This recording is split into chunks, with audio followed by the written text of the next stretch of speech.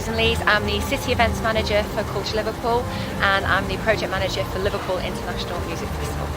Culture Liverpool, we're part of Liverpool City Council in a very fortunate position. We're here to put on the major outdoor events of the city.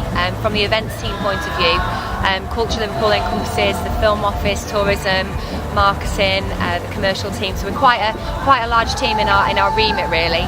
But from my team, we do the major outdoor events, and it's our job to do the weird and the wonderful really. Everything from the music festivals to fireworks displays to football parades if we need to do those, everything on the river, so it can get very, very varied for us. Because obviously music and Liverpool go hand in hand. So this is the third year of the Liverpool International Music Festival, and we're just growing, strength on strength. But we are in a very fortunate position that, they see the drive and the benefit of doing things like this. The economic benefit to the city. The hotels are full, the restaurants, are getting all the income.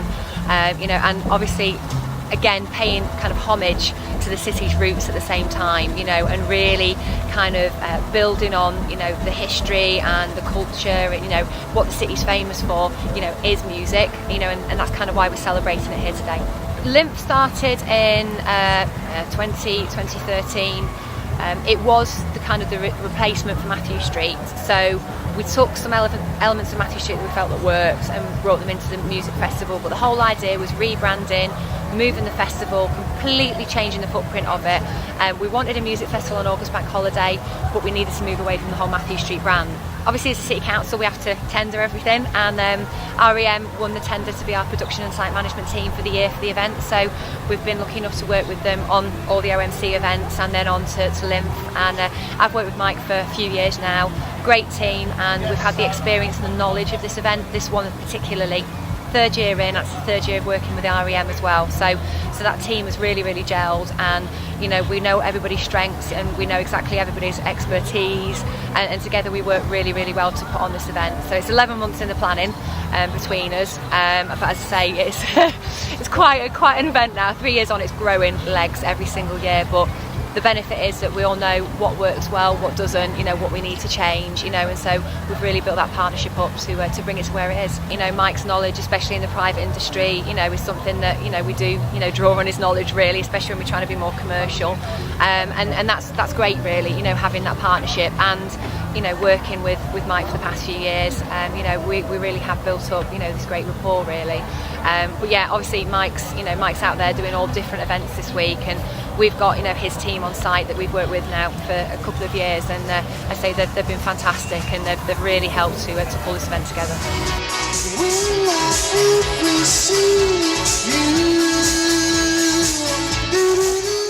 We're at Liverpool International Music Festival, our second year of doing the site production management of that. It's part of a bigger contract with Culture Liverpool, where we are delivering 6 of their major events this year and into next year. So this is our big music festival that we're doing the site production for. We provide a project management team that have worked in Liverpool for the last 8 months. They, working with Culture Liverpool, have put together quite a visionary programme of events, some unique, some very unique ones, and delivering the hardware, the infrastructure, and some advice on concessions and commerciality. So we've kind of worked together in partnership for the best part of the year. So a varied programme, from big harbour events, massive ships on the Mersey, big crowds, to free music events. Free events this year have seen a swell of audience numbers all over the country.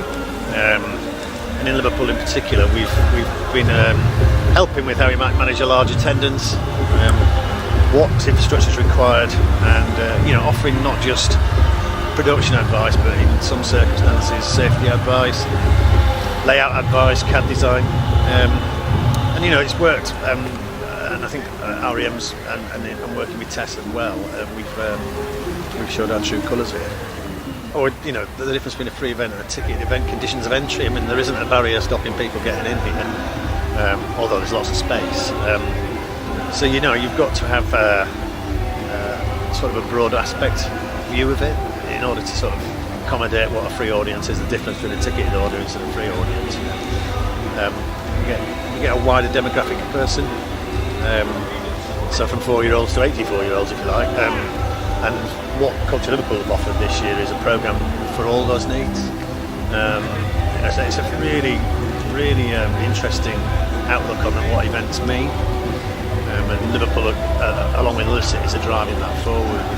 It's good to keep your population happy and make sure that what they get is not the same each year. The City Council or Culture Liverpool do the procurement, but we will advise on what we need, how we need it.